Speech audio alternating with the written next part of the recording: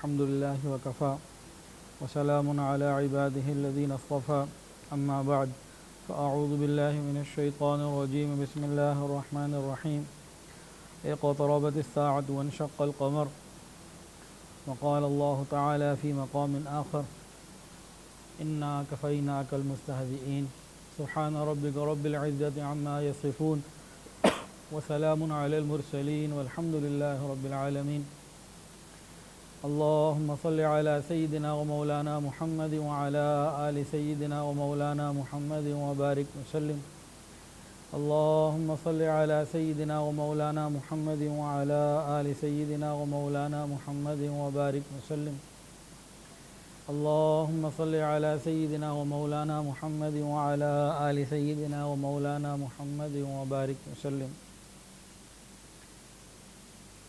نبی کریم صلی اللہ علیہ وسلم کی مبارک زندگی ہمارے لیے مشعل راہ ہے۔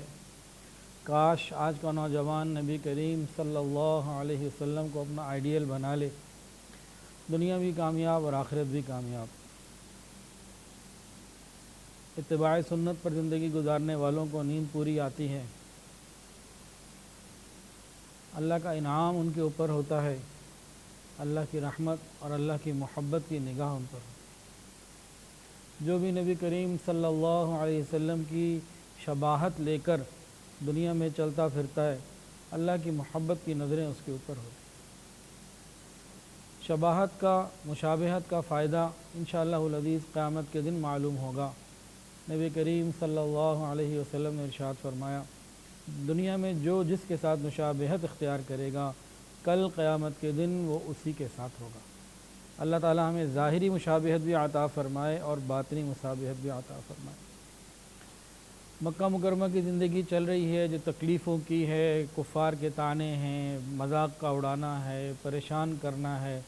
کبھی ابو لہب کی بیوی ام جمیل رات کو نبی علیہ السلام کے دروازے پہ کانٹے بچھا دیتی یا کوڑا ڈال دیتی، کبھی عقبہ ابن ابی معیط، کبھی ابو لہب یہ سب کچھ کرتا کہ نبی علیہ السلام کے دروازے کے اوپر کوڑا ڈال دیتے اور تکلیفیں پہنچاتے۔ برسوں کافر یہ کرتے رہے، لیکن نبی کریم صلی اللہ علیہ وسلم نے کبھی کوئی جواب نہ دیا۔ ہاں کبھی کبھی ایسا کر لیتے، ذرا بلند آواز سے اپنے پڑوسیوں کو کہتے، کیا یہی حق جوار ہے، کیا یہی پڑوس کا حق ہے جو تم کر رہے ہو؟ اور نبی علیہ السلام اس صفائی اس جگہ کو صاف کر لیتے، کروا لیتے اور ان سے شکوہ نہ کرتے۔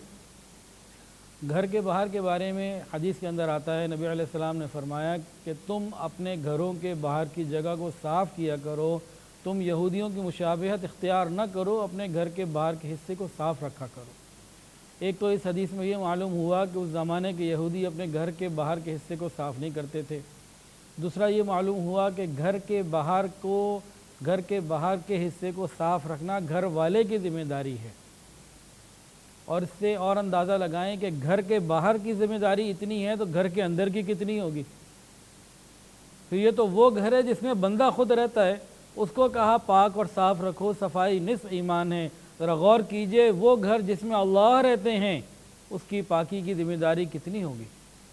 اپنے دلوں کو پاک کرنا، اپنے گھروں کو پاک رکھنا، اپنے جسم اور لباس کو پاک رکھنا اور اپنے گھر کے باہر کے حصے کو پاک رکھنا، یہ سب ایک مسلمان کی ذمہ داری ہے جو رسول اللہ صلی اللہ علیہ وسلم نے، شریعت نے اس کے اوپر نافذ کی ہے، عائد کی ہے۔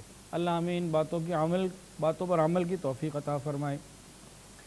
نبی علیہ السلام موقع بموقع کفار کو دعوت دیتے رہتے۔ ایک دن چاندنی رات تھی، غالباً 14ویں رات تھی، نبی علیہ السلام بھی موجود تھے، کفار بھی تھے۔ تو کفار نے ایک عجیب و غریب مطالبہ کیا، کہنے لگے کہ واقعی اگر آپ سچے نبی ہیں اور آپ کہتے ہیں کہ آپ کا خدا سب کچھ کر دکھاتا ہے تو پھر اس چاند کو 2 ٹکڑے کر کے دکھائیں اور اتنے دور دور ہوں کہ واضح طور پر نظر بھی آئیں۔ ایک ٹکڑا جبل ابو قبیس پر نظر آئے اور دوسرا ٹکڑا جبل قعقاع پر نظر آئے۔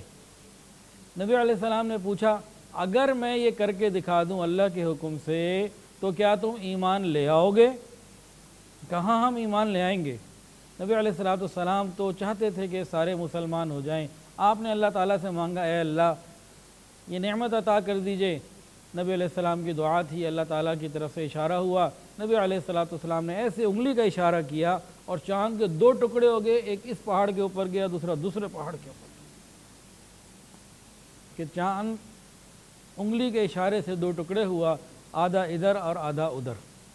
کفار مکہ دیکھتے رہے، اور کتابوں میں آتا ہے حدیث میں کہ عصر اور مغرب کے درمیان جتنا وقت ہوتا ہے، مثلا گھنٹہ ڈیڑھ کا وقت، اتنا طویل عرصہ وہ ٹکڑے جدا رہے۔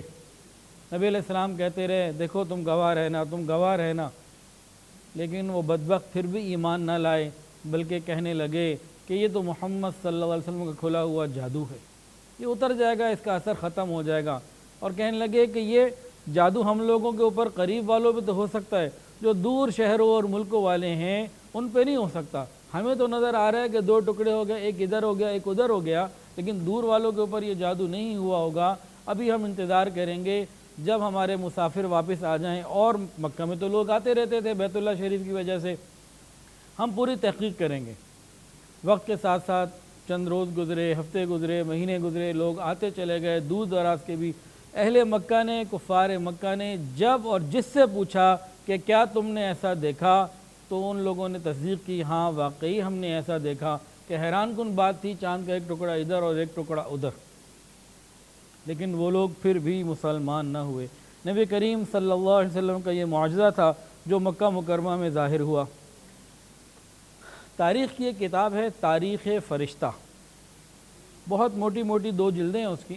میں نے اپنے بچپن میں وہ دونوں جلدیں ایک سے زائد مرتبہ پڑھی ہیں، جب میرا خیال ہے کہ میں شاید 15-16 سال کا ہوں گا۔ تو اس میں ہندوستان کی تاریخ ہے، بہت ابتدا سے لے کر یہ آگے سلطان محمود غزنوی اور آگے تک بہت تفصیل سے واقعات ہیں، اور اس میں مغلیہ خاندان کے واقعات بھی بہت ہیں۔ اس کے اندر ایک بات لکھی ہوئی ہے، کتاب کا نام ہے تاریخ فرشتہ، اور حضرت مفتی محمد شفیع رحمۃ اللہ علیہ نے معارف القرآن میں 27ویں سپارے میں اقتربت الساعۃ وانشق القمر، اس کے تحت اس بات کو لکھا ہے۔ وہ لکھتے ہیں تاریخ فرشتہ والے کہ اس زمانے میں جو ہندوستان کے ایک علاقے میں تھا مہاراجہ مالی بار، اس نے بھی شق قمر کو دیکھا، اپنے روز نامچے میں ڈے بک میں نوٹ کروایا، اور یہی واقعہ اس بادشاہ کے ایمان لانے کا سبب بھی بنا۔ مسلمان تو میں اور آپ تو اس لیے مانتے ہیں کہ حدیث کے اندر یہ بات موجود، ہمارا یقین ہے۔ تاہم آج جو ناسا ہے، ناسا کی آپ انٹرنیٹ کے اوپر تلاش کر لیجئے، ان کی ویڈیوز ہیں، ان کی ریسرچ موجود ہے، یوٹیوب کے اوپر بھی ان کی ریسرچ موجود ہے، اور مختلف زاویوں سے، مختلف انداز سے ہے، جن کا خلاصہ اور لب لباب یہ ہے کہ آج ناسا اور سائنس بھی مانتی ہے کہ واقعی چاند کے درمیان ایک ایسی لکیر ہے پورے چاند میں، جس سے محسوس ہوتا ہے کہ چاند کسی زمانے میں 2 ٹکڑے بھی ہوا، جدا جدا بھی ہوا اور دور بھی ہوا، اور باقی واپس آ کے مل بھی گیا۔ وہ نشان آج بھی چاند کے اوپر موجود ہے، اور نبی کریم صلی اللہ علیہ وسلم کی حقانیت کی دلیل دے رہا ہے۔ اللہ تعالی ہمیں ایمان کی اعلیٰ کیفیات عطا فرمائیں۔ تو نبی کریم صلی اللہ علیہ وسلم کی مبارک زندگی میں ایک یہ واقعہ بھی پیش آیا۔ آج کے بیان میں باتیں کرنی ہیں کچھ دشمنوں کی۔ آپ نے دوستوں کے واقعات سنے، دوستوں سے مراد کون؟ جانثار، ابوبکر، عمر، عثمان و علی رضی اللہ تعالی عنہم، اور باقی سارے صحابہ۔ لیکن اللہ رب العزت کی شان یہ ہے، سنت اور عادت یہ ہے کہ اللہ رب العزت نے ہر چیز کے مقابلے میں کوئی ضد بھی پیدا کی ہے، اس کا مقابلہ بھی پیدا فرمایا۔ اس طرح نور کے مقابلے میں ظلمت کو پیدا فرمایا، بلندی کے مقابلے میں پستی کو پیدا فرمایا، اور خیر کے مقابلے میں شر، ہدایت کے مقابلے میں گمراہی، ملائکہ کے مقابلے میں شیاطین۔ تو ہر جگہ اللہ رب العزت نے حق کے سامنے باطل، دونوں چیزوں کو پیدا فرمایا۔ اگر صرف ایک چیز ہو نا تو زندگی کا مزہ ہی نہ ہو، اگر صرف حق ہی حق ہو، باطل ہو ہی نہ، گمراہی ہو ہی نہ، تو سارے خود بخود حق پہ ہی چلنے والے ہوں گے، تو اس سے زندگی کا مزہ کیا رہتا؟ اپنے اختیار کے ساتھ حق اور باطل کو پہچان کر اللہ کے لیے قربانیاں دینا، اس کی شان اور اس کا مزہ کچھ اور ہے، اور یہی مطلوب ہے۔ اور اسی بات کے اوپر ایمان والے کو اجر ملتا ہے۔ کئی نوجوان کہتے ہیں حضرت دعا کریں کوئی ایسا سلسلہ بن جائے کہ ہمارے اندر شہوانی خیال ہی پیدا نہ ہوا کرے۔ ایسا کیسے ہو سکتا ہے؟ یہ نہیں ہو سکتا۔ دیکھیں ایک آدمی بالکل نابینا ہو، آنکھ ہی نہ ہو، اور وہ جناب دعویٰ کرے میں نے کبھی کسی نامحرم کو دیکھا ہی نہیں، مجھے انعام دیا جائے، کون دے گا اس کو انعام؟ بھئی تیری آنکھیں نہیں ہیں، تو نے نہیں دیکھا، تیرا کیا کمال ہے، کس بات کا انعام؟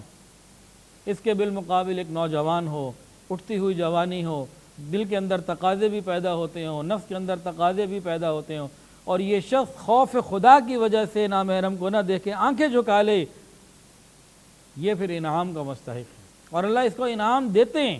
کون سا انعام دیتے ہیں؟ نماز میں خشوع خضوع ملتا ہے، عبادت میں لذت ملتی ہے، دل میں سکون ملتا ہے، ایمان کی حلاوت ملتی ہے، اور جنت میں اللہ کا دیدار ملتا ہے۔ تو یہ تو اللہ رب العزت کی سنت ہے۔ ایک نبی علیہ السلام صحابہ کرام کے ساتھ مسجد میں بیٹھے ہوئے تھے، مسجد حرام بیت اللہ میں۔ اس زمانے میں کفار مکہ بھی وہاں مجلس لگاتے تھے، بیٹھتے تھے، طواف کرتے تھے، آتے تھے، اور یہ بھی نبی علیہ السلام اور صحابہ بھی آتے رہتے تھے۔ اللہ کی شان، قبیلہ زبید کا ایک شخص تھا، وہ ادھر آیا اور قریش کو مختلف لوگوں کے مجمع سے گزرا، کہنے لگا کہ تمہارے پاس کوئی تاجر نہیں آئے گا، تمہارے پاس کوئی مسافر نہیں آئے گا، تم لوگ ظلم کرتے ہو، ظالم ہو، کون آئے گا تمہارے پاس؟ سب خاموش رہے، کسی نے کوئی بات نہیں کی۔ جب وہ نبی علیہ السلام کے قریب سے گزرا تو آپ نے اس کو بلایا، پوچھا ہمیں کیا بات ہے، کس نے تمہارے اوپر ظلم کیا ہے؟ کہنے لگا کہ میں یہاں آیا تھا، 3 بہت قیمتی عمدہ اور بہترین اونٹ لے کر آیا تھا کہ یہاں وہ اچھی قیمت کے اوپر فروخت ہو جائیں گے، تو یہاں کے سردار ابو جہل نے میرے اس مال کی قیمت جو 100 روپے کا مال ہے 1/3 1/3 لگائی ہے، یعنی 100 روپے کی جگہ 33 روپے 33 لگا دیے ہیں، اور اس کو یہ معلوم ہے کہ اس نے غلط قیمت لگائی ہے، چوری کے ریٹ لگائے ہیں، اور وہ یہ بھی جانتا ہے کہ اس کے ڈر اور خوف اور دبدبے کی وجہ سے، کیونکہ سردار ہے باقی لوگ زیادہ قیمت نہیں لگائیں گے، اور لا محالہ مجبوری میں یا تو مجھے کم بیچنا پڑے گا، نقصان اٹھانا پڑے گا، یا واپس لے جانا پڑے گا، اور واپس لے جانا میرے لیے بڑا مشکل، تو میرے ساتھ یہ ظلم ہو رہا ہے۔ نبی علیہ السلام نے فرمایا کدھر ہے تمہارے وہ اونٹ؟ اس نے کہا سروزہ مقام کے اوپر ہے۔ رسول اللہ صلی اللہ علیہ وسلم اسی وقت اٹھے، صحابہ کو ساتھ لیا، وہاں جا کے اونٹوں کو دیکھا، اونٹ تو بہت خوبصورت تھے، عمدہ تھے۔ نبی علیہ السلام نے تینوں اونٹوں کو اس سے سودا کر لیا، خوش دلی کے ساتھ سودا طے ہو گیا۔ نبی علیہ السلام نے وہ اونٹ خریدے، ان میں سے 2 تو نبی علیہ السلام نے جو ہے وہ اچھی قیمت کے اوپر جو ہے وہ عمدہ اونٹ جو تھے وہ فروخت کر دیے، اور ان دونوں اونٹوں سے جو قیمت آئی فروخت کے بعد وہ ساری بیواؤں میں، غریبوں میں تقسیم کر دی۔ اسی بازار میں ابو جہل بھی بیٹھا ہوا تھا، دیکھ رہا تھا سارا، لیکن ایک حرف بول نہیں سکا، کچھ کر نہیں سکا۔ نبی علیہ السلام نے جیسے ہی ابو جہل کو دیکھا، قریب آئے۔ جو تاجر حضرات ہیں توجہ سے سنیں اس جملے کو، ان کے آقا نبی کریم صلی اللہ علیہ وسلم کا جملہ ہے کہ کسی کے ساتھ ظلم کرنے کے اوپر نبی علیہ السلام نے مکے کے اس برے تاجر ابو جہل کو کیا فرمایا، اس کے قریب آئے اور اس کے نام لے کے کہا خبردار عمر، خبردار، اگر تم نے آئندہ ایسی حرکت کی بہت سختی سے پیش آؤں گا۔ ابو جہل ڈر گیا، کہنے لگا نہیں آئندہ میں ایسا نہیں کروں گا، آئندہ میں ایسا نہیں کروں گا۔ اللہ اکبر۔ آج کے ہمارے تاجر بھی سن لیں اس بات کو کہ نبی علیہ السلام کی چاہت کیا تھی، آپ کا عمل کیا تھا۔ کتنی مرتبہ ایسا ہوتا ہے خاص طور سے سنار لوگوں کے پاس کہ کوئی عورت مجبوری میں اپنی عزت بچانے کے لیے، کسی بھی پریشانی سے بچنے کے لیے اپنا زیور لے کر آتی ہے، یہ پہچان لیتے ہیں یہ مجبور ہے، یہ کسی کو بتا نہیں سکتی، اس کا کوئی مسئلہ ہے، اور یہ لوگ اس کی اس عزت کا پردہ رکھنے کی ایسی قیمت وصول کرتے ہیں کہ لاکھوں کی چیز بعض دفعہ تو شاید ہزاروں میں لیتے ہیں، بہت کم قیمت پہ چیز لے لیتے ہیں۔ یہ بہت بڑا ظلم ہے۔ اگر یہ سنار، جو بھی سنار ضروری نہیں ہے، کوئی بھی کسی بھی فیلڈ کا ہو، اگر اس وقت کسی کا خیال رکھتے ہوئے اس کو صحیح قیمت دے دیں، بازار کی صحیح قیمت دے دیں، اللہ ان کو اور برکت بھی دے، اللہ ان کو جنت بھی دے۔ کسی کا خیال رکھنے کے، کسی کی مجبوری سے فائدہ اٹھانا یہ ظلم ہے، اور اس کو قطعاً پسند نہیں کیا گیا۔ بہت سارے ایسے معاملات ہمارے معاشرے میں ہوتے ہیں، اور جو ہمارے بازاروں میں بہت زیادہ عام ہو چکے ہیں کہ کسی غریب کی یا کسی مجبور کی مجبوری سے فائدہ اٹھانا یہ نبی علیہ السلام کو ہرگز پسند نہیں تھا، اور ہمارے ہاں یہ ایک عام معمول بن گیا۔ اللہ ہماری حفاظت فرمائے۔ اسی وجہ سے جب ہماری کمائی میں برکت نہیں رہی، اولاد میں برکت نہیں، اعمال میں برکت نہیں، صحت میں برکت نہیں، زندگی میں برکت نہیں، پریشان حال زندگی، کروڑوں کا بزنس ہوگا، اپنی جائیدادیں ہوں گی، لیکن رات کو نیند نہیں آ رہی۔ اللہ اکبر کبیرہ۔ نبی علیہ السلام نے ابو جہل کو جب یہ کہا تو وہ ڈر گیا اور کہنے لگا میں آئندہ نہیں کروں گا۔ تو بازار میں اور بھی لوگ بھی تھے، تو راستے میں امیہ ابن خلف ابو جہل سے ملا، اس کے ساتھ دوسرے بھی لوگ تھے، پوچھا تمہیں کیا ہوا، تم کو محمد سے ڈرنے لگے، اتنے بزدل کب سے ہو گئے؟ تو ابو جہل نے کہا کہ نہیں، میں نے ان کی پیروی نہیں کی، جو تم نے میری کمزوری دیکھی ہے اس کی وجہ یہ ہے کہ جب محمد صلی اللہ علیہ وسلم میرے پاس قریب آئے تو ان کے ساتھ بہت سارے لوگ تھے جن کو میں دیکھ رہا تھا، ان کے ہاتھ میں بھالے تھے، اگر میں بات نہ مانتا تو وہ میرا دیا پانچا کر دیتا، تو میں نے تو ڈر کی وجہ سے۔ اسی طرح کے اور بھی واقعات ہیں۔ ایک یتیم تھا، ابو جہل نے اس کی سرپرستی کی، اور سرپرستی کرنے کے بعد موقع جیسے ہی ملا یتیم کا سارا مال ہتھیا لیا، اس کو دھکے دے کے نکال دیا۔ وہ یتیم نبی علیہ السلام کے پاس فریاد لے کر آیا۔ جیسے ہی وہ بچہ یتیم نبی علیہ السلام کے پاس آیا، نبی علیہ السلام اٹھے اور ابو جہل کے پاس گئے، اس کے دروازے کے پاس، اور جا کے کہا فوراً اس یتیم کا مال اس کے حوالے کرو۔ ابو جہل فوراً گیا اور جتنا مال تھا اس یتیم کا اس کو فوراً دے دیا۔ تو جب نبی علیہ السلام چلے گئے، وہ یتیم چلا گیا، تو کفار مکہ کو معلوم ہوا، انہوں نے تانے دیے اس کو، تم اتنے بزدل کب سے ہو گئے، تم نے کیسے ایک منٹ میں بات مان لی، کیا بات ہے؟ ابو جہل نے کہا کہ بات یہ ہے کہ محمد صلی اللہ علیہ وسلم کے دائیں بائیں مجھے بہت خوفناک ہتھیار والے لوگ نظر آئے، میں ڈر گیا اگر میں اس یتیم کا مال نہ لوٹاتا تو وہ مجھے ان ہتھیاروں سے مار ڈالتا۔ ایک تیسرا واقعہ بھی ہے۔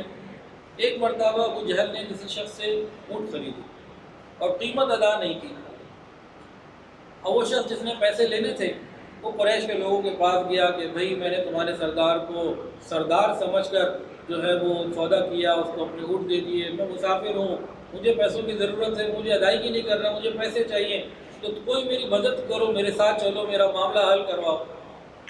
تو قریش مکہ جو حرم میں بیٹھے ہوئے تھے انہیں ایک اور نیا مذاق سوجا، کہنے لگے کہ بھئی ہم نہیں تمہاری پیسے دلوا سکتے، وہ جو سامنے محمد صلی اللہ علیہ وسلم ہیں وہ تمہارا کام کروا دیں گے، تم ان کے پاس چلے جاؤ، وہ تمہیں تمہارا حق دلوا سکتے ہیں۔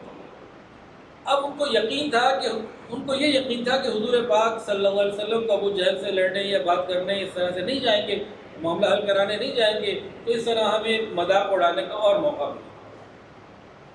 جیسے وہ بندہ نبی علیہ السلام کی خدمت میں آیا، کہنے لگا کہ اس طرح سے میں نے ابو جہل کو سودا دیا، اونٹ دیے، پیسے نہیں دے رہا، تو لوگ کہتے ہیں آپ میری مدد کر سکتے ہیں۔ نبی علیہ السلام فوراً اٹھے، مظلوم کی مدد کرنا، پریشان حال کی مدد کرنا، چاہے وہ کافر ہو چاہے رشتہ دار بھی نہ ہو، نبی علیہ السلام کی شان تھی، انبیاء کی شان تھی۔ ہم تو اپنے بھائی کی مدد نہیں کرتے، اپنے قریبی لوگوں کی مدد نہیں کرتے۔ نبی علیہ السلام اٹھے اور سیدھا ابو جہل کے دروازے پر گئے، اور جب دروازے میں جا کے دروازے کو نوک کیا، دستک دی، اندر سے ابو جہل نے پوچھا کون؟ باہر سے جواب دیا محمد۔ ابو جہل کی آواز سنتے ہی لرز گیا، دروازہ کھولا تو چہرہ زرد ہو گیا تھا اس کا۔ پوچھا خیر سے آنا ہوا؟ نبی علیہ السلام نے فرمایا کہ فوراً اس کی پیمنٹ ادا کرو۔ ابو جہل فوراً گیا، پیمنٹ ادا کی، اور نبی علیہ السلام بھی واپس آ گیا، وہ شخص بھی واپس آ گیا۔ اب وہ شخص قریش مکہ کے پاس گیا اور کہا کہ بھئی اللہ محمد صلی اللہ علیہ وسلم کو جزا دے، جنہوں نے میرا حق دلوا دیا اور میرا کام ہو گیا، تم نے بتایا تھا تو میں اطلاع کرنے آیا ہوں۔ قریش مکہ بڑے حیران ہوئے کہ یہ کیسے ہو گیا، اور انہوں نے اپنا ایک بندہ پیچھے بھی بھیجا ہوا تھا کہ بھئی جاؤ، نبی علیہ السلام جا رہے ہیں تو ذرا تم بھی دیکھو۔ وہ جو پیچھے تھے انہوں نے آ کے ابو جہل سے پوچھا کہ بھئی کیا بات ہے؟ انہوں نے تمہیں فقط آواز دی ہے، نام بتایا محمد، اور تمہارا چہرہ ایسا لرزا ہوا تھا، کیا بات تھی؟ اس نے کہا بات یہ کہ جیسے ہی انہوں نے کہا محمد، میرے دل میں اتنا روب چھا گیا کہ میرا چہرہ زرد پڑ گیا، اور میں نے اتنا بڑا اونٹ ان کے ساتھ دیکھا، اگر میں ان کو پیسے نہ دیتا، جس سے اونٹ خریدے تھے اس مالک کو پیسے نہ دیتا، تو وہ اونٹ جو محمد صلی اللہ علیہ وسلم کے ساتھ تھا بہت بڑا، یقیناً وہ مجھے مار ڈالا۔ اس طرح کے کئی واقعات نبی علیہ السلام کی زندگی میں پیش آئے۔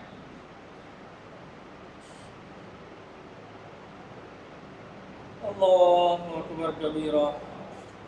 قرآن مجید میں آتا ہے انا کفیناک المستہزئین، بے شک ہم آپ کی طرف سے مذاق کرنے والوں کے لیے کافی ہیں۔ نبی علیہ السلام کے دشمن تو بہت تھے، ابو جہل کا نام ہے، ابو لہب کا نام ہے، لیکن کچھ ایسے بھی دشمن تھے جو دشمن ہونے کے ساتھ آپ کا مذاق اڑاتے، گستاخی کیا کرتے۔ ان کے ذرا برے انجام اور ان کی باتوں کے اوپر ذرا چند باتیں سن لیجیے۔ نبی علیہ السلام کا ایک بہت بڑا دشمن تھا عقبہ ابن ابی معیط، یہ بہت ہی بڑا بدبخت قسم کا آدمی تھا اور بہت بڑا سردار تھا، مال والا تھا۔ ایک مرتبہ اس نے سفر سے واپسی کے بعد مکہ جب پہنچا تو مکہ کے بڑے معزز لوگوں کو اور سرداروں کو، رئیسوں کو اور بڑے لوگوں کو اس نے دعوت دی، اور اس میں نبی علیہ السلام کو بلایا، ان کو بھی بلایا اور باقی سب کو بلایا۔ نبی علیہ السلام بھی دعوت میں شریک ہوئے۔ آپ کی نیت تو یہ تھی کہ جہاں موقع ملے اللہ کا پیغام پہنچایا جائے، تو وہاں بڑے بڑے سردار موجود تھے۔ خیر کھانا لگا، جیسے ہی کھانا لگ گیا اور نبی علیہ السلام کے ساتھ میں بھی کھانا آیا، آپ نے فرمایا میں اس وقت تک تمہارا کھانا نہیں کھاؤں گا جب تک تم اللہ تعالیٰ کی وحدانیت کی گواہی اور میری رسالت کی گواہی نہیں دیتے، میں تیرا کھانا نہیں کھاؤں۔ عرب کے اندر مہمان نوازی کی ایک خاص شان ہے، اور ان کے لیے بہت بے عزتی کی بات ہوتی تھی کہ کوئی گھر آئے اور بغیر کھائے چلا جائے۔ وہ مرنا پسند کرتے تھے، یہ بات پسند نہیں کرتے تھے کوئی بغیر کھائے چلا جائے۔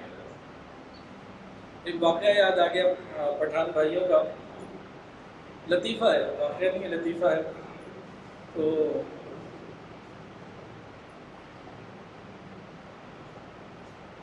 ایک بھائی کے، ایک پٹھان صاحب کے ہاں مہمان آ گئے اور وہاں رہنے لگے۔ ایک دوسرے پٹھان تھے، انہوں نے کہا بھائی تم میرے پاس رہنا۔ واقعہ اس طرح لطیفہ اس طریقے سے ہے کہ ایک مہمان تھا، اس نے کسی پٹھان کے یہاں جانا تھا۔ جب وہ اس شہر میں پہنچا تو جس کے یہاں جانا تھا وہ تھا نہیں، وہ کسی دوسرے کا مہمان بن گیا۔ اب اگلے دن وہ اصل بندہ بھی آ گیا، جس کا جو اصل میزبان تھا وہ بھی آ گیا۔ اس نے دیکھا کہ بھائی تم تو میرے مہمان تھے، تو ادھر کیوں چلے گئے؟ تو اب تم میرے پاس واپس آ جاؤ، ورنہ میں تمہیں نہیں چھوڑوں گا، جان سے مار آ جاؤ میرے پاس۔ یہ بڑا پریشان ہوا، یہ اپنے میزبان کے پاس گیا، کہنے لگا ذرا مجھے واپس جانے دے، میں نے اصل میں آنا ادھر ہی تھا، وہ پہلے مجھے ملا نہیں، آپ کا مہمان بن گیا ہوں، آپ مہربانی کریں مجھے وہاں جانے دیں ورنہ مجھے جان سے مار دیں۔ کہتا بڑا پرواہ نہ کرو، وہ ہمارا ایک مہمان مرے گا، اس کے دو مہمان مرے گا۔ تو مہمانوں کے اوپر غیرت بعض دفعہ ہوتی ہے، تو ایک لطیفہ تھا۔ اب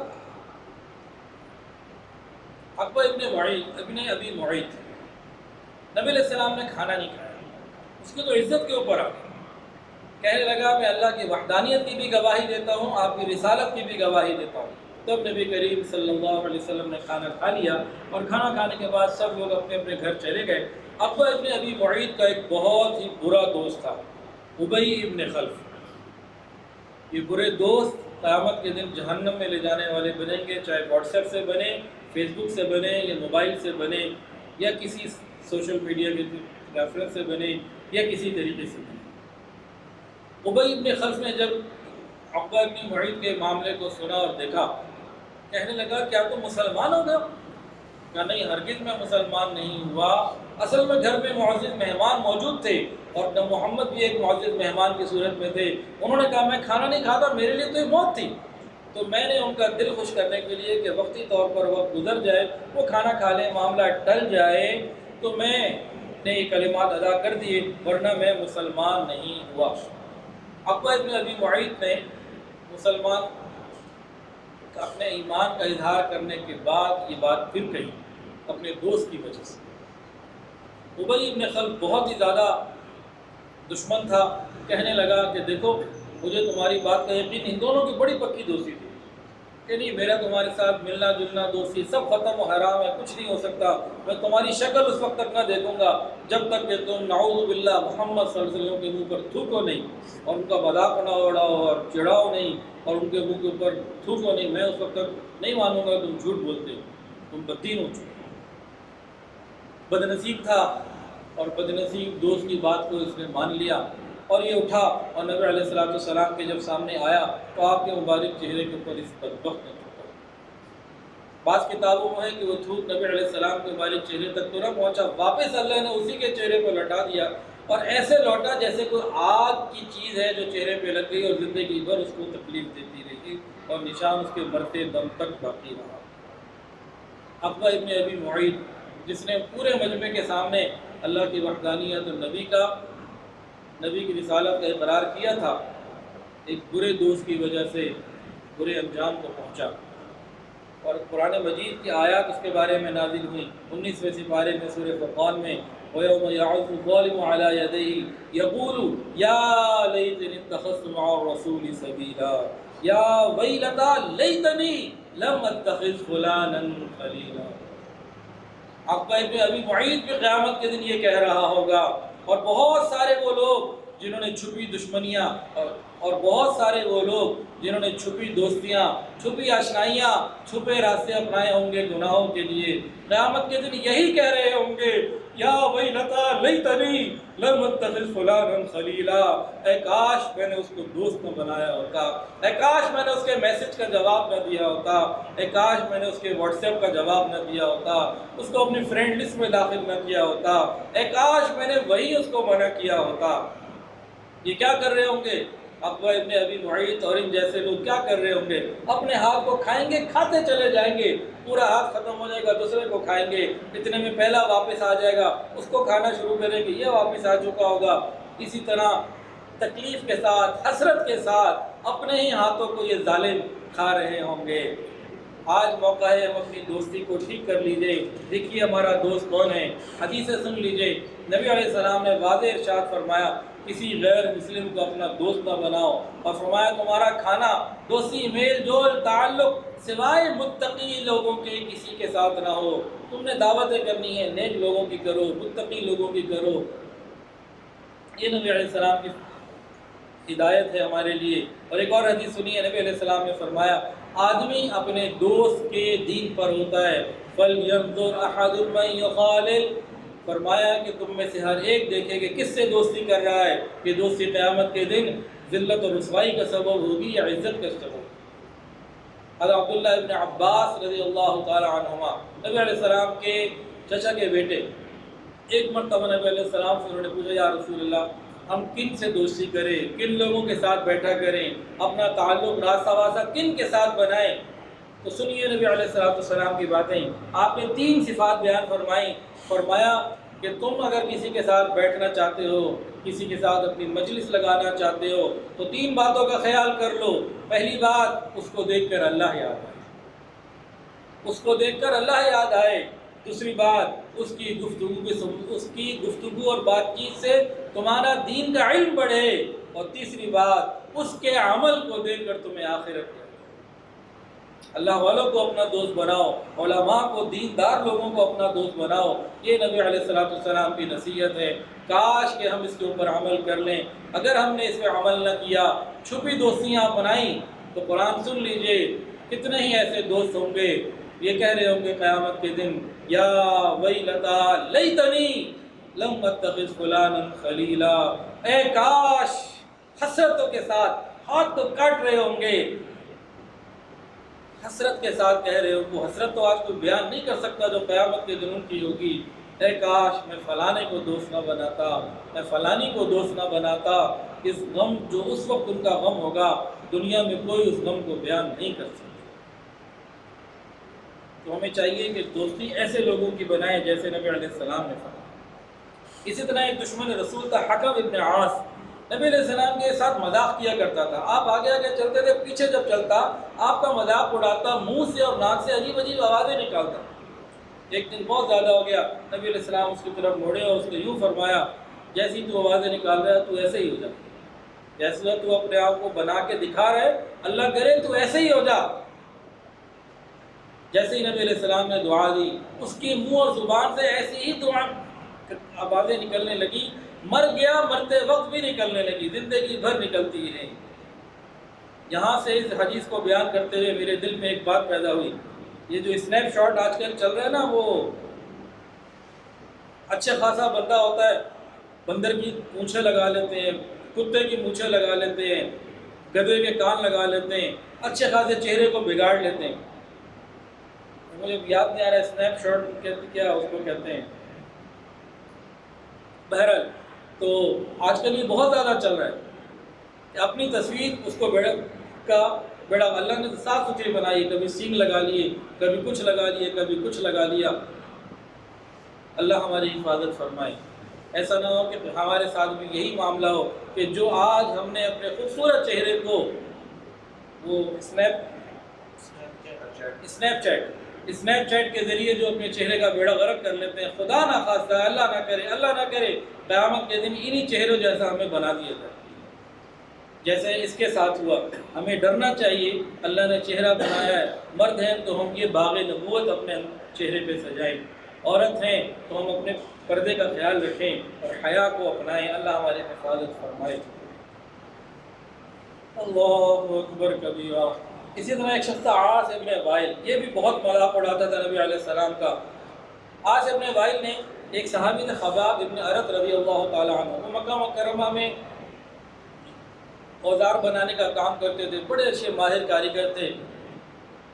تو اس نے چند ہتھیار خریدے، کچھ تلواریں وغیرہ کچھ ہتھیار خرید لیے، پیمنٹ ادا نہیں کی، پیسے نہیں دی۔ اب خباب ابن ارت نے پیسوں کا تقاضا کیا، کہنے لگا دیکھو تم تو محمد کے دین پر چلتے ہو، کیا وہ دعویٰ نہیں کرتے کہ جنت میں تمہیں سونا چاندی اور بہت کچھ ملے گا؟ کہاں، بالکل یہ دعویٰ کرتے ہیں۔ تب عاص ابن وائل نے کہا دیکھو میں اس وقت تک تمہارا قرضہ واپس نہیں دوں گا جب تک تم محمد کے دین کا انکار نہیں کرو گے۔ حضرت خباب ابن ارت نے جواب دیا اللہ کی قسم میں محمد کا دین کبھی نہیں چھوڑ سکتا۔ آج ہم دیکھیں چند 100 روپے کے لیے جھوٹی قسمیں کھا لیتے ہیں۔ اسی طرح نبی علیہ السلام کے دشمنوں میں ایک شخص تھا ابو لہب، تبت یدا ابو لہب وتب، یہ پوری صورت اس کے اور اس کی بیوی کے بارے میں جو ہے یہ آئی۔ یہ نبی علیہ السلام کو بہت برا بھلا کہتا تھا۔ جب نبی علیہ السلام نے قریش کو جمع کر کے اللہ کا پیغام پہنچایا تو یہی بدبخت تھا جس نے کہا تبا لک سائر الیوم لہذا جمعتنا، اللہ تجھے ہلاک کرے، کیا تو نے اس لیے ہمیں جمع کیا تھا؟ تو نبی علیہ السلام کو بہت تنگ کیا کرتا اور یہ دونوں میاں بیوی تنگ کیا کرتے تھے۔ اس کے ساتھ کیا حشر ہوا کہ واقع بدر کے بعد تقریباً 7 دن کے بعد ابو لہب کو ایک دانہ اس کے جسم میں نکلا اور اس کا زہر ایسے پھیلا کہ اسی میں مر گیا، اور گھر والوں کو یہ اندیشہ ہوا کہ جیسے کہ اگر ہم اس کے قریب گئے ہاتھ لگایا تو یہ بیماری ہمیں ہی نہ لگ جائے۔ اللہ نے ان کے دل کے اندر یہ خوف ڈال دیا، کسی نے اس کو ہاتھ نہ لگایا۔ 3 دن تک لاش ایسے ہی پڑی رہی، بدبو باہر آنے لگی۔ تو بہرحال جو بچے تھے سردار کے بیٹے تھے، ان کو یہ ہوا کہ ہماری ذلت و رسوائی ہوگی۔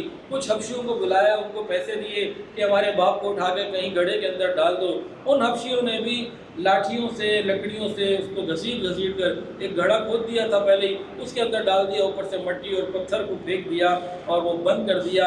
اس طرح ذلت اور رسوائی کی موت ہوئی، دنیا میں مرا، اور قیامت کے دن کا عذاب اس سے بہت زیادہ سخت ہے۔ ابو لہب کے 3 بیٹے تھے، عتبہ، معتب اور عتیبہ۔ عتیبہ کا واقعہ تو آپ پچھلے کسی بیان میں سن چکے ہیں کہ اللہ نے نبی علیہ السلام نے دعا کی تھی اللہ اپنے کتوں میں سے کوئی کتا اس کے لیے مقرر کر دے۔ ایک شیر آیا، چین پھاڑ کر چلا گیا تھا۔ لیکن جو باقی 2 پہلے بڑے بیٹے تھے عتبہ اور معتب، یہ زندہ رہے اور فتح مکہ کے موقع پہ یہ دونوں مسلمان ہوئے۔ ہوا یہ کہ نبی علیہ السلام بیٹھے ہیں، نبی علیہ السلام کے چچا حضرت عباس رضی اللہ تعالیٰ موجود۔ نبی علیہ السلام نے پوچھا کہ اے چچا جان، تمہارے بھتیجے عتبہ اور معتب نظر نہیں آ رہے، کدھر ہیں؟ انہیں لے کر آؤ۔ اور عباس رضی اللہ تشریف لے گئے اور جا کے تلاش کیا تو میدان عرفات میں کسی جگہ دونوں چھپے ہوئے تھے۔ ان دونوں کو لے کر نبی علیہ السلام کی خدمت میں حاضر ہوئے۔ نبی علیہ السلام نے ان دونوں کو بھی معاف کر دیا اور انہوں نے کلمہ پڑھ لیا، دونوں مسلمان ہو گئے۔ جب انہوں نے کلمہ پڑھ لیا تب رسول اللہ صلی اللہ علیہ وسلم نے اپنے چچا سے فرمایا کہ چچا، میں نے اللہ سے مانگا تھا، اللہ مجھے آپ کے دو بھتیجے ہیں، یہ مجھے مل جائیں، انہیں ایمان آتا تھا۔ دشمنوں کے لیے بھی نبی علیہ السلام دعائیں کیے۔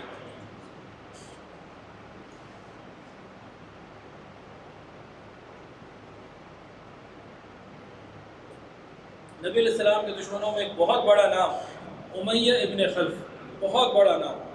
یہ نبی علیہ السلام کو علی الاعلان گالیاں دیتا، برا بھلا کہتا، آپ کے پاس سے گزرتا تو آنکھیں مٹکاتا۔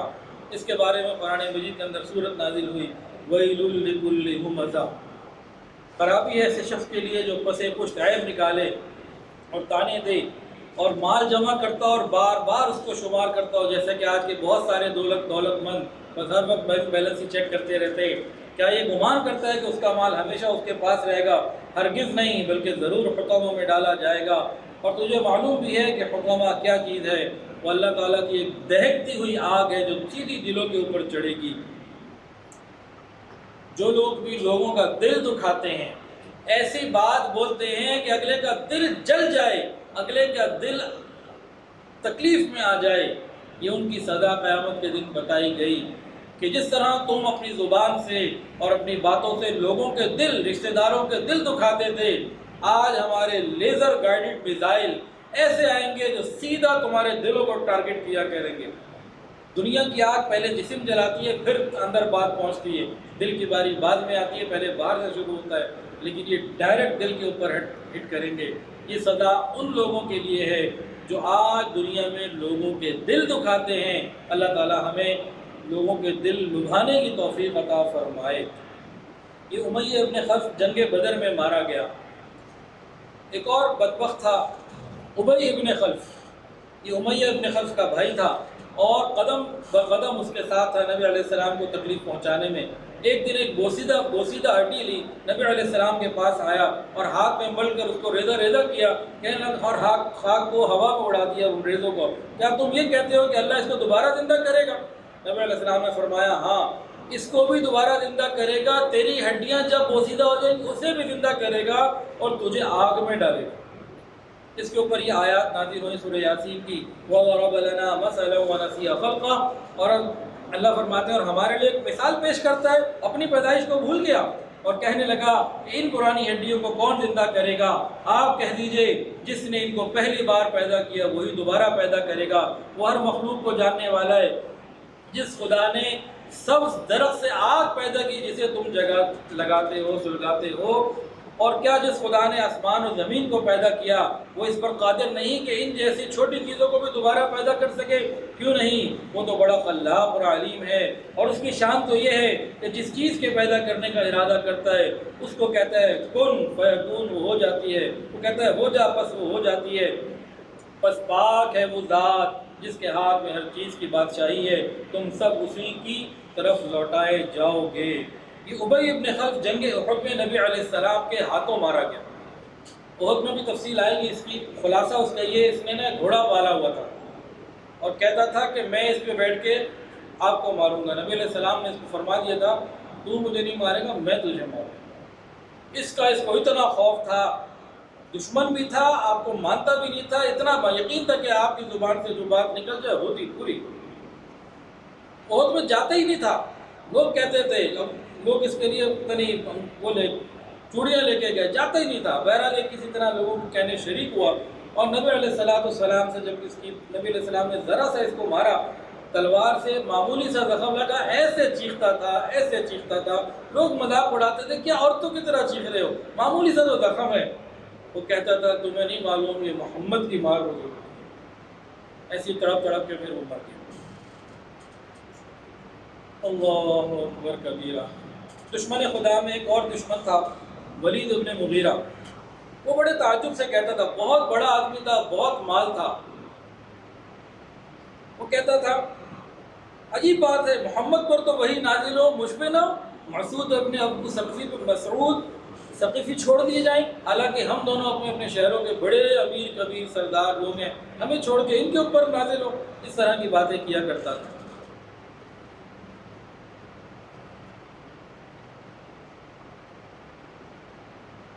ایک شخص تھا ابو قیس ابن الفاقہ، یہ بھی نبی علیہ السلام کو شدید تکلیفیں پہنچاتا تھا اور ابو جہل کا خاص مددگار تھا، اور یہ جنگ بدر میں مارا گیا حضرت حمزہ کے ہاتھوں رضی اللہ تعالیٰ۔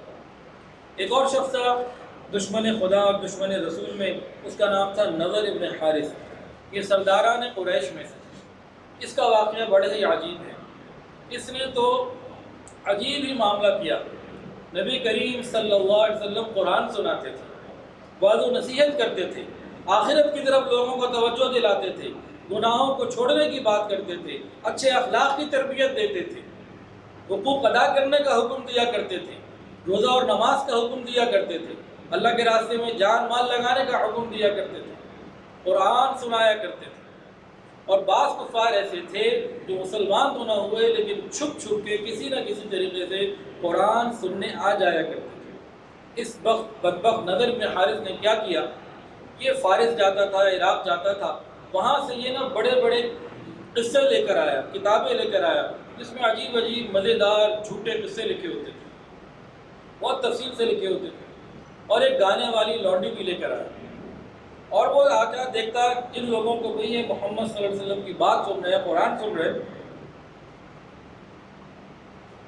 ان کو کہتا کہ دیکھو وہ تمہیں عاد اور ثمود کے قصے سناتے ہیں اور تمہیں نماز پڑھنے کا، روزہ رکھنے کا حکم دیتے ہیں، جان مال خرچ کرنے کا حکم دیتے ہیں، اور میں تمہیں بادشاہوں کے قصے سناتا ہوں، میں تمہیں یہ ناچ گانے دکھاتا ہوں اور میں تمہیں گانے سنواتا ہوں، یہ اچھے ہیں کہ وہ اچھے؟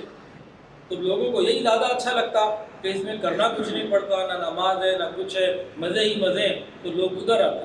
تو بہت سے بعض کفار جو قرآن سننے آ جاتے تھے وہ اس کے آنے کے بعد رک گئے اور ادھر ہی رہ گئے۔ تو یہ گانا بجانا یہ کیا ہے؟ نبی علیہ السلام نے فرمایا کہ میں توحید کو پھیلانے اور گانے بجانے کے اوزار توڑنے کے لیے آیا ہوں، اور آج ہمارے گھروں میں منی تھیٹر بنے یا ہمارے گھروں میں گانے بجانے کی آلات جو ہیں وہ موجود ہیں۔ نبی علیہ السلام نے فرمایا میں موسیقی کے آلات توڑنے کے لیے آیا ہوں، اور ہم سجاتے ہیں۔ جس طرح نضر ابن حارث نے یہ سب کچھ کیا، آج کے زمانے میں اس کی مثال سننی ہو سکتا ہے بعض لوگوں کو تکلیف ہو۔ ارطغرل اسی کی مثال ہے کہ رمضان میں لوگوں نے ارطغرل کو دیکھا، تراویح نہیں پڑھی، وہ احکامات جو اللہ اور اس کے رسول کے بتائے ہوئے تھے ان کو چھوڑ کر ارطغرل کو دیکھا۔ ارطغرل کے اوپر کوئی مستند کتاب تو مجھے کوئی لا کے دکھائے،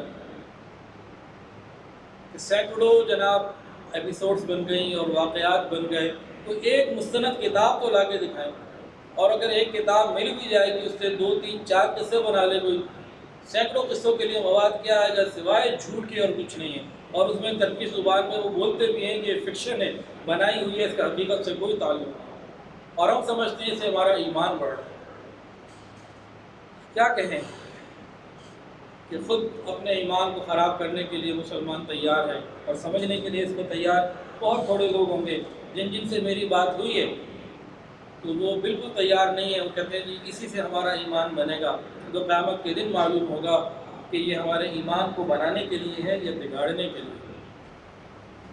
تو ایک ایسا بندہ دکھائے جس نے ارطغرل کو دیکھنے کے بعد تہجد کی نماز شروع کی ہو، تکبیر اولیٰ سے نماز شروع کی ہو، والدین کی خدمت شروع کی ہو، دین کے لیے، ملک کے لیے کچھ کیا ہو، عملاً کچھ کیا ہو۔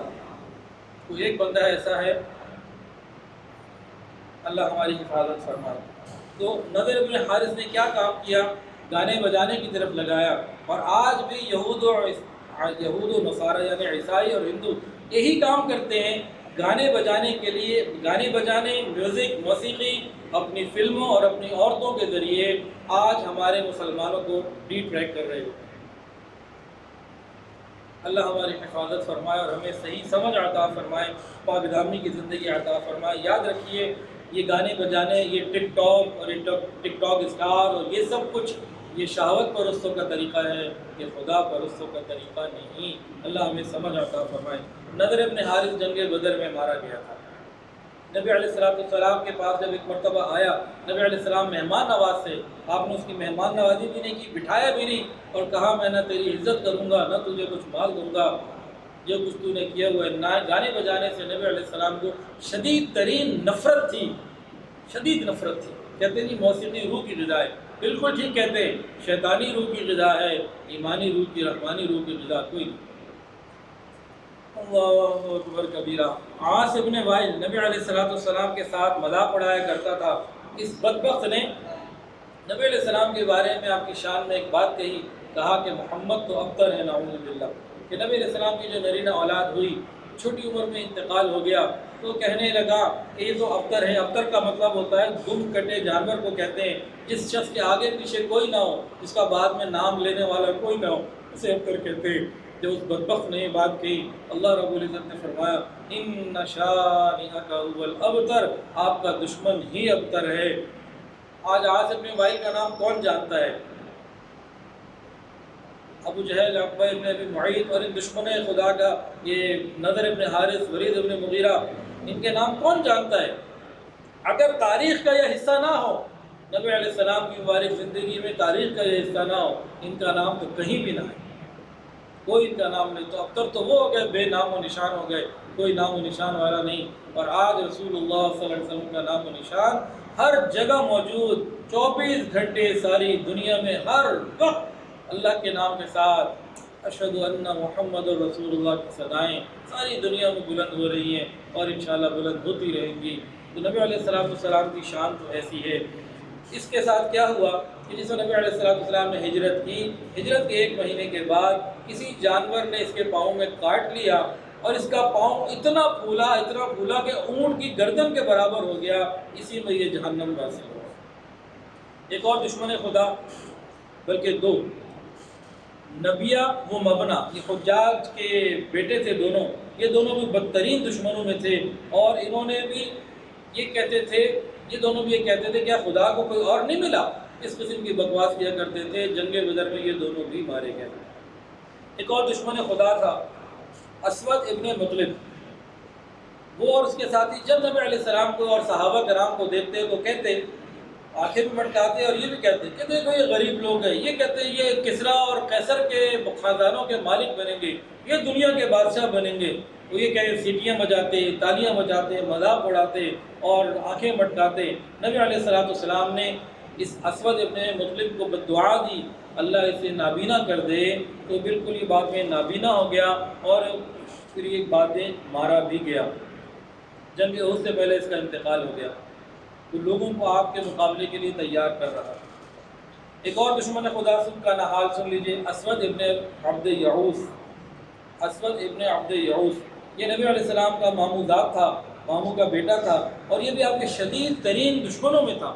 یہ جب غریب فقراء مسلمان صحابہ کو دیکھتا کہ قصبہ پرسی کے تنگی کے عالم میں، تو مذاق اڑاتا، لوگوں دیکھو یہ وہ ہیں جو زمین کے بادشاہ بننے والے ہیں، کسریٰ کی سلطنت ان کے پاس ہوگی، قیصر کی سلطنت ان کے پاس ہوگی، اس طرح کی باتیں کرتا تھا۔ اور نبی علیہ السلام کو دیکھتا تو کہتا آج کیا آسمان سے تمہارے لیے کوئی بات نہیں آئی، اس قسم کی بکواس کیا کرتا تھا۔ یہاں 2 باتیں، ایک تو اس کے کفر کی بات سامنے آئی، دوسرا انتہائی کمزوری، قصبہ پرسی اور تنگی کے عالم میں مسلمانوں کا ایمان دیکھیے کہ جب اللہ اور اس کے رسول نے بتا دیا کہ کسریٰ اور قیصر کے خزانے تمہیں ملیں گے، ان کو یقین تھا کہ ہاں ہمیں ہی ملیں، اور کفار اسی یقین کا اور مذاق اڑایا کرتے۔ اسی طرح ایک دشمن خدا تھا، حارث ابن قیس، یہ بھی انہی لوگوں میں سے تھا جو نبی علیہ السلام کے ساتھ مذاق اڑایا کرتے تھے، استہزاء تمسخر کیا کرتے تھے، اور یہ کہتا تھا کہ نبی علیہ السلام نے اپنے لوگوں کو دھوکہ دیا ہوا ہے کہ مرنے کے بعد زندہ ہوں گے۔ اور جب ان لوگوں کا مذاق استہزاء بہت زیادہ بڑھ گیا، اللہ کی رحمت کو جوش آیا، اللہ نے اپنے محبوب کے دل کی تسلی کے لیے قرآن نازل فرمایا فاصدع بما تؤمر واعرض عن المشرکین انا کفیناک المستہزئین۔ محبوب آپ کو جس چیز کا حکم دیا گیا ہے آپ اس کو علی اعلان بیان کریں، اگر مشرکین بات نہ مانیں تو آپ ان سے اعراض فرمائیں، اور جو لوگ آپ کا ہنسی مذاق اڑاتے ہیں ان کے لیے ہم کافی ہیں۔ یاد رکھیے پہلے زمانے میں یا حسرتنا علی العباد ما یأتیہم من رسول الا کانوا بہ یستہزئون۔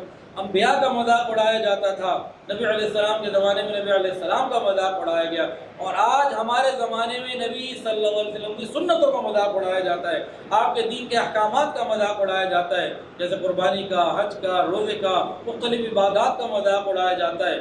ہمیں اس سے بچنے کی ضرورت ہے۔ داڑھی کا مذاق تو بہت زیادہ اڑایا جاتا ہے، کتنے ہمارے ایسے تعلیمی ادارے ہیں باقاعدہ اس کا مذاق اڑایا جاتا ہے۔ ایک بات جو میں پہلے بھی کئی دفعہ بتا چکا ہوں، بتاتا تو سمجھانے کی نیت سے، اللہ کرے کسی کو سمجھ آ جائے۔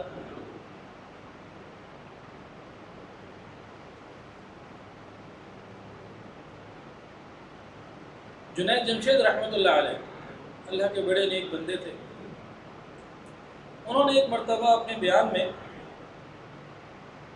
کوئی واقعہ سنایا، اس واقعے میں سہون غلطی سے انداز ایسا ہو گیا کہ جس میں ادب کا پورا خیال نہ رہا، اور بعد میں انہوں نے اس سے رجوع بھی کیا اور سب کو کہا بھی کہ بھئی غلطی سے ہوا، اور جان بوجھ کے نہیں تھا، وہ تو عاشق رسول تھے، نبی علیہ السلام کے دین کے لیے محنت کیا کرتے تھے۔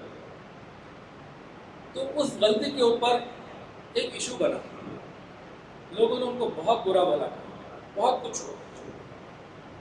اسی زمانے میں جب یہ سلسلہ چل رہا تھا، کالج کے کچھ نوجوان میرے پاس بات چیت میں کہنے لگے کہ حضرت جنید جمشید نے جو کچھ کہا، جو کچھ کیا، اس سے بہت زیادہ تو ہم عام گفتگو میں نبی علیہ السلام، داڑھی، دین، ازواج مطہرات، پتہ نہیں ہم مذاق میں کیا کچھ کر جاتے ہیں، ہمارے یہاں کیا کچھ ہو رہا ہے۔ یہ اس نے یہیں کی بات کی، اسی شہر لاہور کی بات، تو بہت مذاق اڑایا جا رہا ہے۔ کوئی داڑھی رکھ لے، کیا سائن بورڈ اپنے چہرے پہ لگا لیا، کیا بکرے جیسے لگ رہے۔ تو سگے ماں باپ تیار نہیں ہے کہ ان کی جوان اولاد داڑھی رکھے۔ آج ہمارے گھر میں اگر ہماری نوجوان بیٹی یا بہو ارادہ کر لے کہ میرا نام فاطمہ ہے، پردہ میں نے وہ کرنا جو بی بی فاطمہ نے کیا، ہم تیار نہیں ہوں گے۔ یہ کیسے ہو سکتا ہے کہ تم سنت کے مطابق پردہ کر دو؟ یہ ہمارے گھر کا، اور ہمارے گھر کا حال کیا ہے؟ توجہ کے ساتھ سنیے، ہمارے گھر سنتوں کے مذبح خانے ہیں، ذبح ہوتی ہیں دن رات ہمارے گھر میں سنتیں۔ ہمارے گھر میں بچہ شیشے کا گلاس توڑ دے 150 روپے کا، غصہ آ جاتا ہے، تھپڑ بعض دفعہ مار دیتے ہیں، ناراض ہوتے ہیں، نقصان کر دیا۔ وہی بچہ جب نبی کی سنت کو توڑے، کس سے مس نہیں ہوتے۔ اس کا مطلب کیا ہوا کہ 50 روپے کے گلاس کی قیمت ہمارے نزدیک زیادہ، رسول اللہ صلی اللہ علیہ وسلم کی سنت کی قیمت تم نے اتنی بھی نہیں لگائی۔ رسول اللہ صلی اللہ علیہ وسلم کی مبارک سنت کی قیمت تم نے یہ بھی نہیں لگائی کہ گھر میں ایک برتن ٹوٹ گیا، تکلیف دل میں ہوتی ہے، ڈانٹ دیتے ہیں، بچے کو مار دیتے ہیں۔ وہی بچہ جب سنتوں کو توڑتا ہے، ٹس سے مس نہیں ہوتے۔ آج کا نوجوان ایک سوال پوچھتا ہے، توجہ کے ساتھ سنیے گا بات کو، آ کے سوال پوچھتا ہے، حضرت سنت کی لاجک کیا ہے؟ یہ جو سنت ہے اس کی لاجک کیا ہے؟ یاد رکھیے، جن کو تو رسول اللہ صلی اللہ علیہ وسلم سے محبت ہے، ان کے لیے یہی لاجک کافی ہے کہ یہ ان کے محبوب کا عمل ہے، ان کے نبی کا عمل ہے، خدا کے پیغمبر کا عمل ہے، ان کے لیے یہی لاجک ہے۔ جنہیں محبت نہیں ہے وہ یہ پوچھتے پھرتے ہیں، جہاں محبت کم ہے وہ پوچھتے پھرتے ہیں۔ دوسری بات، اگر آج ہمیں بحیثیت امتی ہوتے ہوئے نبی کی سنت کی لاجک پوچھنے کا اختیار ہے، کل قیامت کے دن جب نبی علیہ السلام کے پاس شفاعت کی درخواست لے کر حاضر ہوں گے، اس وقت رسول اللہ صلی اللہ علیہ وسلم نے پوچھ لیا، میرے امتی تم شفاعت لینے کے لیے میرے پاس آئے ہو، ذرا لاجک تو بتا دو، تمہارے پاس لاجک کیا ہے؟ تمہارا لباس، تمہارا کردار، تمہاری تنہائیاں، تمہارے لین دین، تمہارا کاروبار، تمہاری شادیاں، تمہارا رہن سہن، کیا لاجک لے کر؟ خوش نصیب ہیں وہ لوگ جو نبی علیہ السلام کی مبارک سنتوں کو اپنا کر دین کی محنت کر رہے ہیں۔ اللہ تعالی ہمیں ان میں شامل فرمائے۔ ایک آخری واقعہ سن لیجیے، اس سے بات کو مکمل کرتے ہیں۔ نبی علیہ السلام کا مذاق اڑانے والے تو کفار میں بہت تھے، لیکن 5 لوگ تو ان میں بہت زیادہ جو ہے نا آگے بڑھے ہوئے تھے۔ اسود ابن عبد یغوث، ولید ابن مغیرہ، اسود ابن مطلب، عاص ابن وائل، حارث ابن قیس۔ ایک مرتبہ رسول اللہ صلی اللہ علیہ وسلم بیت اللہ شریف کا طواف کر رہے تھے، جبرائیل امین آ گئے۔ آپ نے جبرائیل امین سے شکایت کی کہ یہ 5 لوگ بہت زیادہ مجھے تکلیف پہنچاتے ہیں۔ ابھی یہ مجلس چل رہی تھی، بات چیت ہو رہی تھی، اتنے میں ولید سامنے سے گزرا۔ نبی علیہ السلام نے فرمایا کہ یہ ولید ہے۔ جبرائیل امین نے ولید کی شہرت کی طرف اشارہ کیا۔ آپ نے پوچھا جبرائیل یہ کیا کیا؟ تو جبرائیل نے فرمایا کہ آپ ولید سے کفایت کیے گئے۔ اس کے بعد اسود ابن مطلب گزرا۔ آپ نے بتایا کہ یہ اسود ابن مطلب ہے۔ جبرائیل علیہ السلام نے اس کی آنکھوں کی طرف اشارہ کیا۔ نبی علیہ السلام نے دریافت کیا جبرائیل یہ آپ نے کیا کیا؟ تو جبرائیل نے کہا کہ آپ اسود ابن مطلب سے کفایت کیے گئے۔ اس کے تھوڑی دیر بعد اسود ابن عبد یغوث ادھر سے گزرا۔ نبی علیہ السلام نے بتایا کہ یہ اسود ابن یغوث ہے۔ تو جبرائیل نے اس کے سر کی طرف اشارہ کیا، اور نبی علیہ السلام نے پھر پوچھا کہ بھئی یہ آپ نے کیا کیا؟ تو جبرائیل نے کہا اسود ابن یغوث سے بھی کفایت کیے گئے۔ اس کے بعد چوتھے نمبر پر حارث گزرا۔ جبرائیل علیہ السلام نے اس کے پیٹ کی طرف اشارہ کیا۔ نبی علیہ السلام نے پوچھا، آپ نے کہا آپ اس سے بھی کفایت کیے گئے۔ پانچواں اور آخری عاص ابن وائل گزرا۔ جبرائیل علیہ السلام نے اس کے پاؤں کی طرف اشارہ کیا، پاؤں کے تلوے کی طرف، اور نبی علیہ السلام نے پھر پوچھا کہ یہ جبرائیل یہ کیا کیا؟ جبرائیل نے کہا کہ آپ اس سے بھی کفایت کیے گئے۔ تو ان 5 کے ساتھ یہ واقعہ ہوا۔ ایک کے شہرت کی طرف اشارہ ہوا، ایک کے سر کی طرف، ایک کے پیٹ کی طرف، ایک کے پاؤں کی طرف، اس طرح ایک کی آنکھوں کی طرف اشارہ ہوا، 5 کی طرف اشارہ ہوا۔ ان 5 کے ساتھ حشر کیا ہوا سنیے۔ ولید کا معاملہ تو یہ ہوا، ایک مرتبہ قبیلہ خزرع کے ایک شخص کے پاس سے گزرا۔ وہ شخص تیر بناتا تھا، اوزار بناتا تھا۔ ادھر تو اس کا پیر کسی تیر کے ساتھ لگ گیا اور معمولی سا خفیف سا زخم پڑ گیا، بس وہ زخم کا جاری ہونا تھا، اسی میں تڑپ تڑپ کر یہ مر گیا۔ اسود ابن مطلب کی آنکھوں کی طرف اشارہ کیا گیا تھا۔ ایک دن ایک درخت کے سائے کے نیچے آرام کرنے کے لیے بیٹھا، تھوڑی دیر بعد چلانے لگا، اپنے بچوں کو، لوگوں کو بلایا، مجھے بچاؤ مجھے بچاؤ۔ لوگوں نے کہا کیا ہوا؟ کہا کہ لوگ میری آنکھوں کو جو ہے وہ تکلیف پہنچا رہے ہیں، آنکھوں کے اندر کچھ چبھو رہے ہیں، کہ ہمیں تو کوئی نظر نہیں آتا۔ اسی طرح ہی بیٹھے بیٹھے اندھا ہو گیا اور بالآخر اسی طرح یہ مر گیا۔ اسد ابن عبد یغوث کا کیا ہوا؟ کہتے جبرائیل امین نے اس کے سر کی طرف اشارہ کیا تھا، آپ کا اشارہ کرنا تھا، سر کے اندر پھوڑے پھنسیاں نکل آئے اور اسی تکلیف میں مر گیا۔ حارث کے پیٹ کی طرف اشارہ کیا تھا جبرائیل امین نے، پیٹ کی طرف جو اشارہ ہوا اس کے اندر سے ایسی بیماری پیدا ہوئی کہ اس کے منہ سے پخانہ آنے لگا اور اسی بیماری میں ذلیل ہو کے جہنم داخل ہو گیا۔ عاص ابن وائل کا یہ حشر ہوا کہ گدھے پر سوار ہو کر طائف جا رہا تھا، راستے میں گدھے سے گرا، کسی کانٹے دار جھاڑی کے اوپر گرا، ذرا سا معمولی سا کانٹا لگ گیا، لیکن اس کانٹے کا زخم اس قدر شدید ہوا کہ اسی تکلیف میں تڑپتا تڑپتا جہنم حاصل ہو گیا۔ اللہ رب العزت نے جو وعدہ کیا تھا فاصدع بما تؤمر واعرض عن المشرکین انا کفیناک المستہزئین، میرے محبوب آپ کو جس چیز کا حکم دیا گیا ہے آپ اس کو علی الاعلان بیان کریں۔ مشرکین نہیں مانتے، آپ ان سے اعراض فرمائیں، اور جو آپ کا ہنسی مذاق اڑاتے ہیں ان کے لیے ہم کافی ہیں۔ تو یہی پیغام نبی علیہ السلام کے ورثاء کے لیے بھی ہے جو دین کا دعوت کا کام کرنے والے ہیں، خانقاہوں والے ہیں، مدرسے والے ہیں، تبلیغ والے ہیں، دین کے حیا کے لیے، دین کے لیے فکر کرنے والے لوگ ہیں۔ بہت لوگ ان کا مذاق اڑانے کے لیے کافی ہے۔ ان کو کیا چاہیے کہ اللہ کا شکر ادا کریں کہ وہ سنت پوری ہو رہی ہے جو خود سے پوری نہیں کر سکتی۔ کوئی سب ڈھکنا سنت ہے، ٹوپی لے لی، پگڑی لے لی، سنت پوری کر لی، لیکن اگلا بندہ ہمیں گالیاں دے دین کے کام کے اوپر، یہ تو کسی کو نہیں کہہ سکتے نا کہ بھئی آؤ ہمیں گالیاں دو۔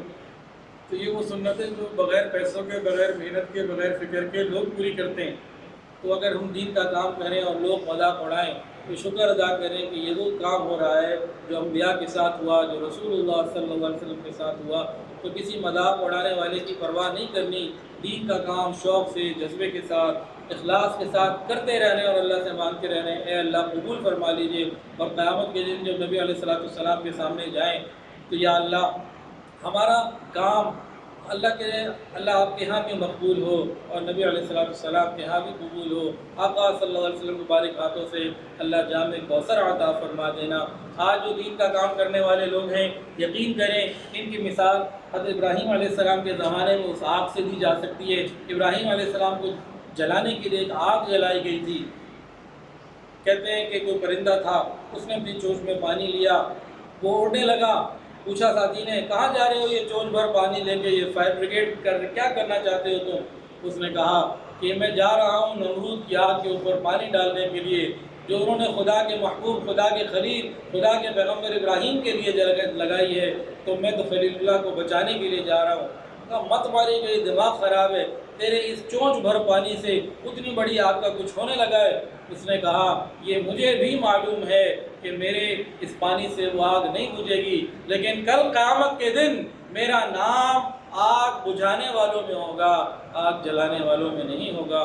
تو ہم بھی اس بات کو سوچیں کہ جب ہم دین کی محنت کریں، لوگوں کو اللہ اور اس کے رسول کی دعوت دیں، آخرت کے اعمال کی دعوت دیں، تو یقین رکھیں کہ انشاءاللہ قیامت کے دن ہمارا حال دین کی دعوت دینے والے میں ہوگا، جبکہ ہر طرف دین کو برا بھلا کہا جا رہا ہے، علماء کو تو خاص طور سے برا بھلا کہا جا رہا ہے۔ اصل میں دین کو، اسلام اور قرآن کو برا کہہ نہیں سکتے ڈائریکٹ، اس لیے علماء کو برا کہتے ہیں، اصل میں ان کو بغض دین سے ہے۔ اللہ تعالیٰ ہماری حفاظت فرمائے۔ وآخر دعوانا الحمدللہ رب العالمین۔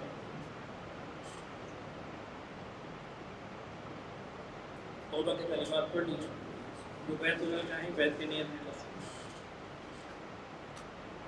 ساتھ ساتھ پڑھ لیجیے۔ بسم اللہ الرحمن الرحیم، لا الہ الا اللہ محمد رسول اللہ، اشہد ان لا الہ الا اللہ واشہد ان محمد عبدہ ورسولہ، استغفر اللہ ربی من کل ذنب واتوب الیہ، استغفر اللہ ربی من کل ذنب واتوب الیہ، استغفر اللہ ربی من کل ذنب واتوب الیہ برحمتک یا ارحم الراحمین۔ الحمدللہ ان کلمات سے ہم توبہ طائب ہو چکے ہیں۔ 6 معمولات میں اگر پابندی سے کریں گے تو انشاءاللہ دلوں میں اللہ کی محبت بڑھتی جائے گی۔ پہلی چیز استغفار، استغفر اللہ ربی من کل ذنب واتوب الیہ۔ دوسری چیز ہے درود شریف، اللہم صل علی سیدنا مولانا محمد وعلی آل سیدنا مولانا محمد وبارک وسلم۔ تیسری چیز ہے قرآن مجید کی روزانہ تلاوت۔ چوتھی چیز ہے رکوع قلبی۔ پانچویں مراقبہ اور چھٹی رابطہ عشق۔ تھوڑی دیر کے لیے ذکر قلبی کر لیجیے، آنکھوں کو بند کر لیجیے، سروں کو جھکا لیجیے، یہ خیال کر کے بیٹھیے کہ اللہ کی رحمت آ رہی ہے، میرے دل میں سما رہی ہے، میرا دل کہہ رہا ہے اللہ اللہ اللہ۔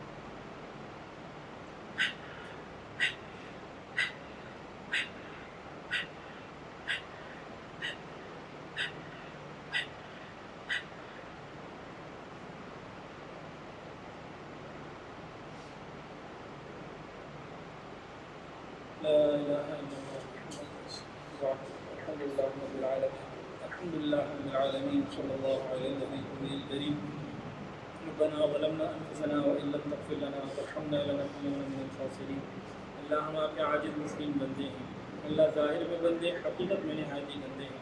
یا اللہ ہمارے دلوں کی گندگی کو دور فرما، ہمارے سینوں کو اپنے نور سے منور فرما، ہمارے دلوں کو اپنی یاد سے آباد فرما، رب کریم سینوں کو اپنی محبت سے لبریز فرما، خطاؤں سے درگزر فرما، عیبوں کی پردہ پوشی فرما، رب کریم اپنی رحمتوں کی کچھ پناہی نصیب فرما، رب کریم سر کے بالوں سے لے کر پاؤں کے ناخنوں تک نیکی تقوی عطا فرما، حیا اور پاک دامنی عطا فرما۔ رب کریم ہم سب کو حضور پاک صلی اللہ علیہ وسلم کی سچی محبت اور کامل اتباع کی توفیق عطا فرما۔ یا اللہ ہمارے صغیرہ کبیرہ اگلے پچھلے ظاہری باطنی تمام گناہوں کو معاف فرما۔ یا الہ العالمین بہت سارے لوگوں نے دعاؤں کے لیے کہا اور جو کہنا چاہتے تھے نہیں کہہ پائے، اور وہ لوگ جن کا حق ہے کہ ان کے لیے دعائیں کرتے رہا کریں، اور جہاں جہاں تک یہ آواز جا رہی اللہ سب کی دعاؤں کو قبول فرما، سب کی پریشانیوں کو اپنی رحمت سے دور فرما۔ صلی اللہ تعالی علی خیر خلقہ سیدنا و مولانا محمد وعلی آلہ و اصحابہ و اہل بیتہ اجمعین آمین۔